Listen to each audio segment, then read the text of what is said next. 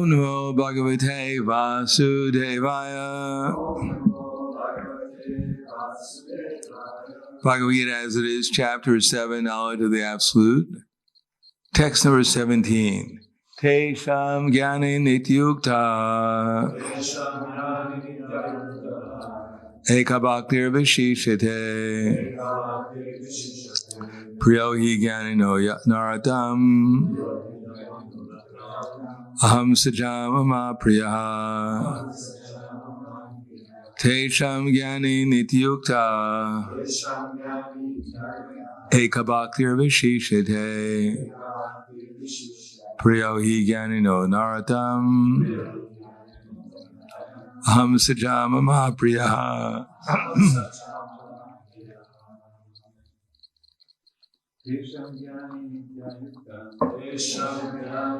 Yukta Eka Bhaktir Vishishite Yo Hi Gyani No Naratam Aham Sajamama Priyaha. Tesham Gyani Nityukta Eka Bhaktir Vishishite Priyo Hi Gyani No Naratam Aham Sajamama Priyaha. Dami. Tesham Gyani Nityukta Eka Bhaktir Vishishite Priyo Hi Gyani No Naratam Aham Sajamama Priyaha. Tesham Gyani Nityukta Eka Bhaktir Vishishite Priyo Hi Gyani No Naratam Sajamama Priyaha. Tesham, out of them, Gyani, one in full knowledge, Nityukta, always engaged, Eka, only, Bhakti, in devotional service, Vishishite, is special, Priyaha, very dear. He, certainly, Jnanina, to the person in knowledge, Adyartam, highly, Aham, I am, Sa, he, Cha, also, Mama, to me, Priyaha, dear. Translation and purport by His Divine Grace, A.C. Bhaktivedanta Swami Srila Prabhupada. Of these, the one who is in full knowledge and who is always engaged in pure devotional service is the best. For I am very dear to him, and he is dear to me. Purport. Free from all contaminations of material desires, the distressed, the inquisitive, the penniless, and the seeker after the supreme knowledge can all become pure devotees. But of all of them, he who is in knowledge of the absolute truth and is free from all material desires becomes a really pure devotee of the Lord. And of the four orders, the devotees who are and of the four orders, the devotee who is in full knowledge and is at the same time engaged in devotional service is, the Lord says, the best. By searching after knowledge, one realizes that his self is different from his material body. And when he further advances, he comes to the knowledge of the impersonal Brahman and Paramatma. And when it's fully purified, he realizes that his constitutional position is to be the eternal servant of God. By association with pure devotees, the inquisitive, the distressed, the seeker after material amelioration, and the man in knowledge all become themselves pure, amelioration. And the man in knowledge all of themselves become pure. But in the preparatory stage, the man who is in pure knowledge of the Supreme Lord and is at the same time executing devotional service is very dear to the Lord. He was situated in pure knowledge of the transcendence of the Supreme Personality of Godhead, is so protected in devotional service that material contamination cannot touch him. Tesham gyani nityukta eka bhakti vishishite priyo hi gyani no nartam aham satamama priyaha. Of these, the one who is in full knowledge and who is always engaged in pure devotional service is the best. I am very dear to him and he is dear to me.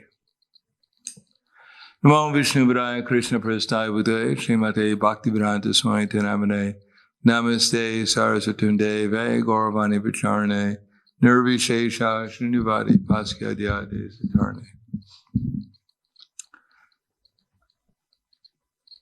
There are different devotees on different levels of devotional service, and here Krishna is explaining about the devotee who is on the platform of Nishtha, advancing towards Bhava.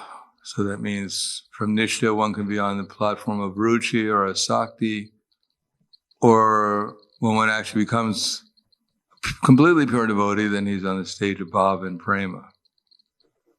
So generally speaking, by the execution of devotional service, we gradually come to the platform of Nishtha. Nishtha means we realize that we're not this body. That's called Brahmabhuta. And Brahmabhuta means there's no more anxiety. Prabhupada is asked, what is the symptom of a pure devotee? How do you feel as a pure devotee? Prabhupada said, there's no fear. Because most people are so much in anxiety and fearful that they just take it as completely normal. They wouldn't know what to do if they weren't in anxiety and fearful. Although Krishna says, Masuchaha, one of the things we have to give up is our anxiety and fear, which is we're quite attached to. Because people are actually, their mission in life is to accomplish something in the material world, which means their mission of life is to become fearful. Fearful that they won't get what they want to accomplish because there's so many obstacles. And when they get it, then they're fearful they're going to lose it. One thing that they don't have to be fearful because it's guaranteed they're going to lose it.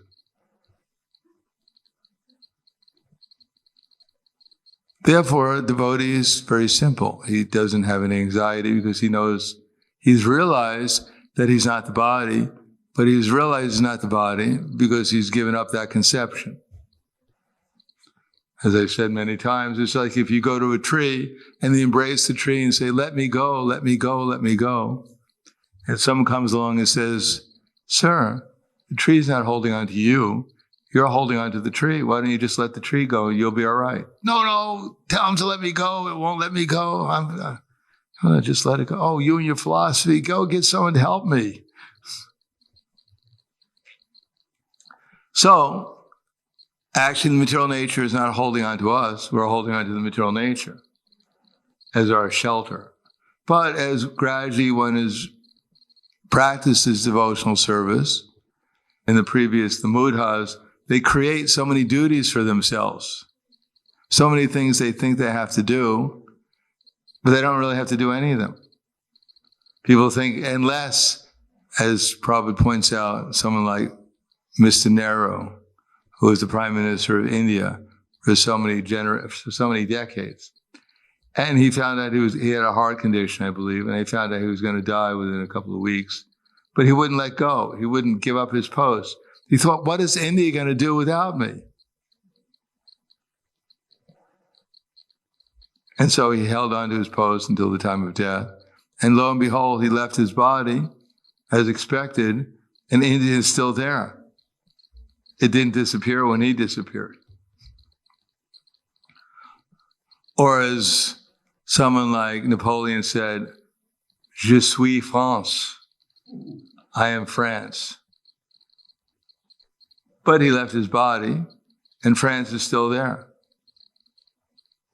No one knows where Napoleon is. As Prabhupada once said, every year they have a ceremony where because they have a big statue of Napoleon, if they haven't tore it down yet. They have a big statue there. And every year on his birthday, they go and some cleaners come and they dust the bird stool off. Well, I got to scrape it off because it's been there for a whole year. Scrape it off, and they have a ceremony and give him a garland and honor Napoleon.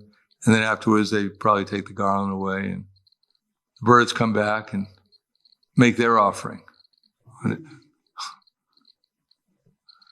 So Prabhupada said, who knows? Maybe one of those birds is Napoleon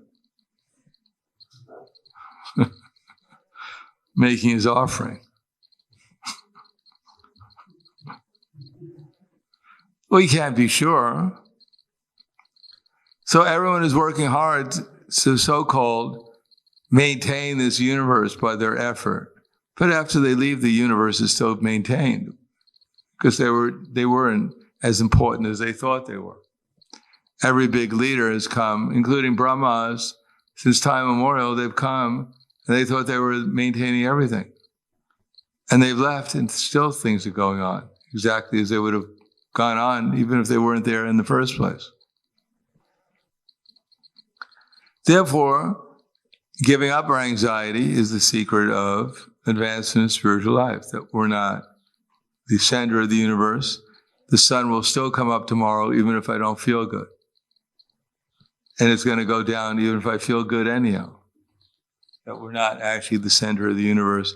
That Krishna is the center of the universe, and if we put Krishna as the center of our universe, then gradually we'll find out that this body, which we think is the center of our universe and should be the center of everyone else's universe, is actually the center of nothing except our imagination. The actual center always is Krishna, and even this body actually belongs to Krishna. It's just a question of how much we utilize it in Krishna service so that we can realize who we are and who Krishna is. So here it says that there are different classes of persons rendering devotional service. And fortunately, we're also rendering devotional service. And therefore, gradually, by the process of devotional service, we can give up, as Prabhupada explains here, the contaminations of material desires. This idea that I have to make my body feel good, or I have to get something to make my body secure, or I have to find out what's really going on, because I just can't accept everything it says in the scripture. So I have to find out what's really happening in this world. And gradually one comes to the realization that actually what's happening is, as it says in the next verse, everything is going on by the direction of Krishna. When Prabhupada was leaving his body, at the end of his pastimes, manifested pastimes, practically speaking, he couldn't even move. Actually, he couldn't move. He hadn't eaten for like 6 months. And they have a microphone, and Pradumya was translating the Srimad Bhagavatam from the Sanskrit, and Prabhupada was giving his commentary that everyone and everything is under Krishna's control. The whole universe is moving by the will of Krishna. That is called Krishna consciousness. So that we have to understand. And then we won't be so much anxiety. If everything is going on by the will of Krishna, then what is our will? What's the importance of our will? Our will can be utilized to serve the mission of Krishna, and that means to become his instrument. And even when we become his instrument, it's not that we're the doer and that we have to worry about the results, because the results will all be given to Krishna. And the results should be, first of all, if we become a devotee of Krishna, that's the best result. We can't guarantee any other result. Srila Bhaktisiddhanta Saraswati Prabhupada was asked, how many disciples do you have? I mean, officially at that time, he probably had around 60,000 disciples. So he said, I have 4, 2 hands and 2 legs. He said, really? He said, because those are the ones who actually listen to me most of the time. The real disciples.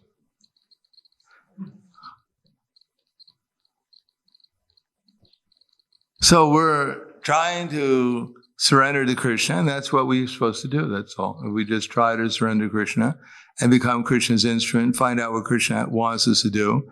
What he wants us to do is help others become Krishna conscious to the best of our ability. As we try to become Krishna conscious, try to help others become Krishna conscious, and that's all we have to do. That's all. We don't have to save the world. We don't have to save the penguins or the whales.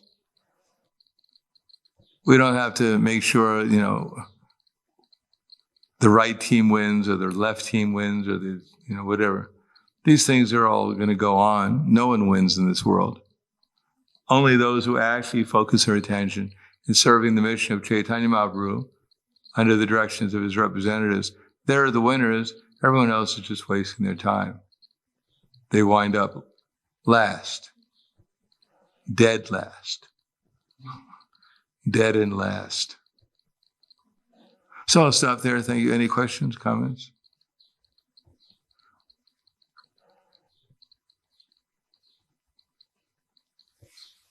We don't have our official questionnaire. Okay, let's see if I have we have a microphone because we have an audience. Thank you. I often think about this,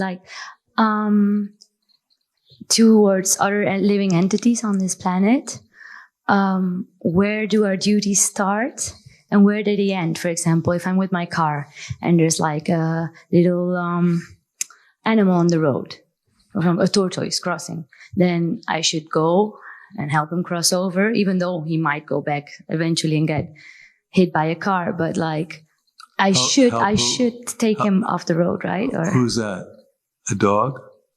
A tortoise that happened a few days ago. There was a tortoise on the road, and I was like, okay, well, I have to. But then I would keep on finding animals on the road all the time, trying to put them aside. A little one with spikes, how are those called? Well, as long as you chant Hare Krishna when you're doing it. Chanting Hare Krishna. But should we not, with our fellow living entities, don't we have duties with them besides also chanting Hare Krishna? Well, probably you have more duties with the human beings. Because as you said, well, if you're chanting Hare Krishna to the tortoise, that's all right. Then at least you'll make some advancement, he'll make some advancement. And one time Prabhupada was pointing to Govinda Dasi, a slug. You know what a slug is? Yes. Yes. And he was saying, chant Hare Krishna to this poor thing. Another time Prabhupada found an insect. He said, give me a blade of grass that looks like it's hungry.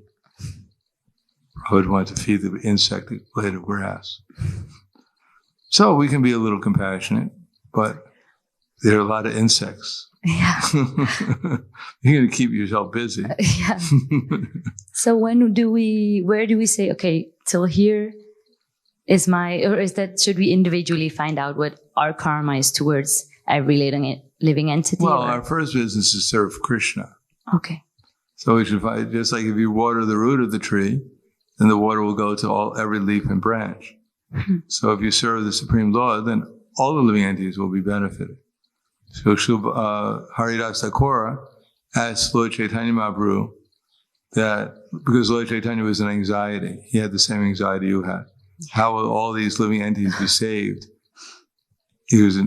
That's why Krishna is very compassionate. He wants everyone. So Haridas Thakur said that just by the loud chanting of the holy name, that all living entities will be saved, that even the non-moving living entities like the trees and others, they'll also be saved by the loud chanting of the holy name.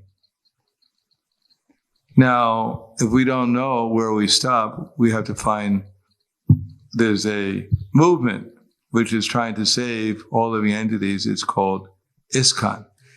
So we should find out from them what our duty is. And then we won't be, if we have our duty, we probably won't see every grasshopper on the street because we'll have something else to look at. And if we do that, then if we chant Hare Krishna or create a spiritual atmosphere, then the grasshoppers will also be saved to some extent. It's very hard to bring them to pure devotional service, but at least they'll make sufficient advancement that soon they'll get a human form of life again, and they'll get an opportunity to take up Krishna consciousness. But for those human beings, that we should especially emphasize them so they don't become grasshoppers again. Because otherwise it'll be very difficult to help them. There'll be so many of them as grasshoppers.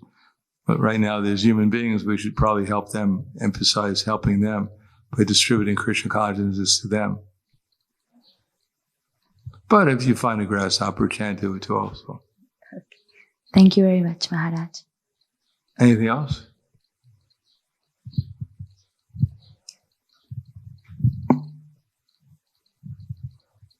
Anyhow, we'll play the tape to Adipurush also. He asked all the questions. Okay, thank you very much. Granthara Srimad Bhagavad Gita ki jai, Srila Prabhupada ki jai, Gaur Premanande.